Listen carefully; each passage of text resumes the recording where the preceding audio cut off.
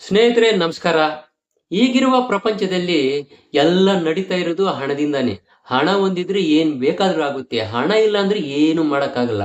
Money makes many thing but not everything. ಹಣದಿಂದ ಎಲ್ಲ ಮಾಡ್ಬೋದು ಅಂದ್ಕೊಳ್ಳೋದು ಮೂರ್ಖತನ. ಹಣದಿಂದ ಕೊಂಡ್ಕೊಳ್ಳಕ್ಕೆ ಆಗದೆ ಇರೋದು, ಬೆಲೆ ಕಟ್ಟಕ್ಕೆ ಆಗದೆ ಇರೋದು ಎಷ್ಟೋ ಇದಾವೆ.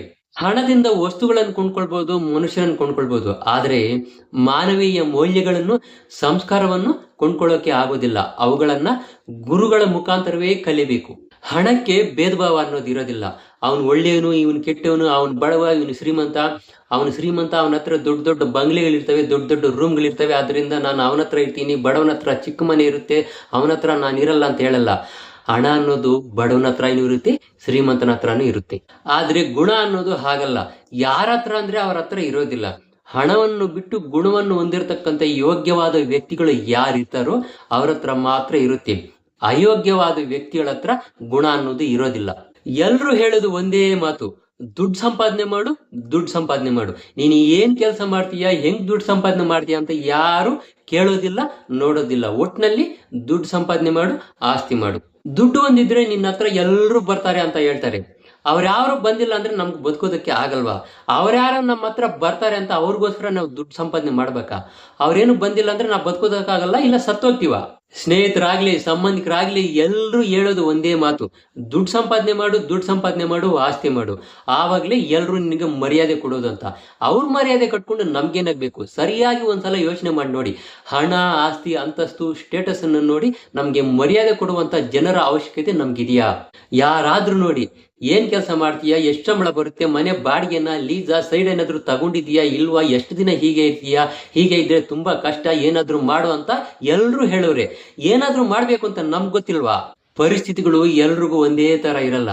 ಒಬ್ಬನಿಗೆ 3 ಹೊತ್ತು ಊಟ ಸಿಗುತ್ತೆ, ಒಬ್ಬನಿಗೆ 2 ಹೊತ್ತು ಊಟ ಸಿಗುತ್ತೆ, ಒಬ್ಬನಿಗೆ 1 ಹೊತ್ತು ಊಟ ಸಿಗುತ್ತೆ, ಒಬ್ಬೊಬ್ಬರಿಗೆ ಒಂದು ದಿನ ಊಟನೇ ಸಿಗೋದಿಲ್ಲ. ಅವರವರ ಪರಿಸ್ಥಿತಿಗಳು, ಅವರವರ ಕಷ್ಟಗಳು ಅವರಿಗೆ ಗೊತ್ತಿರುತ್ತೆ. ಯಾರೇ ಆಗಿರ್ಲಿ, ಹೊಟ್ಟೆ ತುಂಬಿರೋನು ಖಾಲಿಯ ಹೊಟ್ಟೆಯಲ್ಲಿ ಇರೋನ ಹತ್ರ ಬಂದ್ಬಿಟ್ಟು ನಾನು ಹೊಟ್ಟೆ ತುಂಬಾ ಊಟ ಮಾಡಿದೆ, ಊಟ ಚೆನ್ನಾಗಿತ್ತು, ಹಾಗಿತ್ತು, ಹೀಗಿತ್ತು ಅಂತ ಹೇಳ್ಬಾರ್ದು. ಖಾಲಿ ಹೊಟ್ಟೆಯಲ್ಲಿ ಇರೋನ್ಗೆ ತುಂಬಾ ನೋವಾಗುತ್ತೆ. ನಿನ್ಗೂ ಒಂದು ಒಳ್ಳೆ ಟೈಮ್ ಬರುತ್ತೆ. ತಾಳ್ಮೆನ ಕಳ್ಕೋಬೇಡ, ಧೈರ್ಯದಿಂದ ಇರುವಂತ ಹೇಳೋನು ನಿಜವಾದ ಹಿತೈಷಿ. ಒಂದೊಂದ್ಸಲ ನಮ್ಮ ಸಂಬಂಧಿಕರೇ ನಮ್ಗೆ ಶತ್ರುಗಳಾಗ್ಬಿಡ್ತಾರೆ. ಎಲ್ರು ಹೇಳೋದು ಒಂದೇ: ಮಾಡು ಮಾಡು ಮಾಡು, ಹಣ ಸಂಪಾದನೆ ಮಾಡು, ಒಳ್ಳೆ ಗುಣನ ಸಂಪಾದನೆ ಮಾಡು, ಸಂಸ್ಕಾರವನ್ನ ಕಲಿ, ದೇಶದ ಬಗ್ಗೆ, ಧರ್ಮದ ಬಗ್ಗೆ, ದೇವ್ರ ಬಗ್ಗೆ ತಿಳ್ಕೊ ಅಂತ ಯಾವನ್ನಾದ್ರೂ ಹೇಳ್ತಾನ? ಸ್ನೇಹಿತರು ನೋಡ್ಬೇಕು, ಸಂಬಂಧಿಕರು ನೋಡ್ಬೇಕು, ನೆಂಟರು ನೋಡ್ಬೇಕು ಅಂತ ಅವ್ರಿಗೋಸ್ಕರ ಬದುಕೋದನ್ನ ಬಿಟ್ಬಿಟ್ಟು ನಮ್ಗೋಸ್ಕರ ನಾವು ಬದುಕೋದಕ್ಕೆ ಅಭ್ಯಾಸ ಮಾಡ್ಕೋಬೇಕು. ದುಡ್ಡು ಸಂಪಾದನೆ ಮಾಡೋ ಆಲೋಚನೆಯಲ್ಲಿ ನಾವೇನ್ ಮಾಡ್ತಾ ಇದೀವಿ ಅನ್ನೋದನ್ನ ಮರೆದ್ಬಿಟ್ಟು ಮಾಡಬಾರ್ದ ಕೆಲ್ಸಗಳನ್ನ ಮಾಡ್ತಾ ಇರ್ತೀವಿ, ಯಾರು ನೋಡಲ್ಲ ಅಂದ್ಬಿಟ್ಟು. ಆದ್ರೆ ನಾವು ಏನು ಮಾಡಿದ್ರೂ ಮೇಲೆ ನೋಡೋನು ಒಬ್ಬನು ಇದ್ದೇ ಇರ್ತಾನೆ. ಎಲ್ಲರನ್ನು ಗಮನಿಸ್ತಾ ಇರ್ತಾನೆ, ಯಾರನ್ನು ಬಿಡೋದಿಲ್ಲ. ಯಾವಾಗ ಯಾರಿಗೆ ಏನು ಕೊಡಬೇಕು ಅದನ್ನ ಖಂಡಿತ ಆ ಭಗವಂತ ಕೊಟ್ಟೇ ಕೊಡ್ತಾನೆ.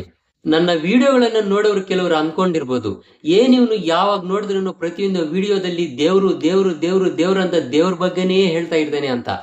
ಯಾಕಂದ್ರೆ ಇಲ್ಲಿ ಯಾವುದು ಶಾಶ್ವತ, ಯಾವುದು ಅಶಾಶ್ವತ ಅನ್ನೋ ಸತ್ಯನ ತಿಳ್ಕೊಂಡಿದ್ದೀನಿ. ಅದಕ್ಕೆ ಶಾಶ್ವತವಾಗಿರುವ ಒಂದು ಭಗವಂತನ ಬಗ್ಗೆನೇ ನಾನು ಹೇಳ್ತಾ ಇರ್ತೀನಿ. ನಾನಾಗ್ಲಿ, ನೀವಾಗ್ಲಿ, ಹಣ, ಆಸ್ತಿ, ಅಧಿಕಾರ, ಅಂತಸ್ತು, ಸ್ಟೇಟಸ್ಸು ಎಲ್ಲಾನು ಅಶಾಶ್ವತ. ಅವೆಲ್ಲ ಇರೋವರೆಗೂ, ಅನುಭವಿಸೋವರೆಗೂ ಮಾತ್ರ ಅಷ್ಟೇ. ಯಾವಾಗ ಬೇಕಾದ್ರೂ ನಮ್ಮಿಂದ ದೂರ ಆಗ್ಬೋದು. ಏನೇ ಹೋದ್ರೂ ಶಾಶ್ವತವಾಗಿ ಇರೋನು ಆ ಭಗವಂತ ಒಬ್ಬನೇ. ಅದಕ್ಕೆ ಯಾವುದು ಶಾಶ್ವತ ಅಂತ ತಿಳ್ಕೊಂಡು ಅದ್ರ ಬಗ್ಗೆ ಮಾತ್ರ ಯೋಚನೆ ಮಾಡಿದ್ರೆ ಎಲ್ರಿಗೂ ಸರಿಯಾದ ದಾರಿ ಯಾವುದು ಅಂತ ಕಾಣುತ್ತೆ. ಸ್ನೇಹಿತರೆ, ಇದೇ ತರ ಇನ್ನಷ್ಟು ಆಸಕ್ತಿಕರವಾದ ವಿಷಯಗಳನ್ನ ನೀವೇನಾದ್ರೂ ತಿಳ್ಕೊಬೇಕಂದ್ರೆ ದಯವಿಟ್ಟು ನಮ್ಮ ಸನಾತನ ಧರ್ಮ ಉವಾಚ ಯೂಟ್ಯೂಬ್ ಚಾನಲ್ ಅನ್ನ ಸಬ್ಸ್ಕ್ರೈಬ್ ಮಾಡೋದನ್ನ ಮಾತ್ರ ಮರಿಬೇಡಿ. ನಮಸ್ಕಾರ.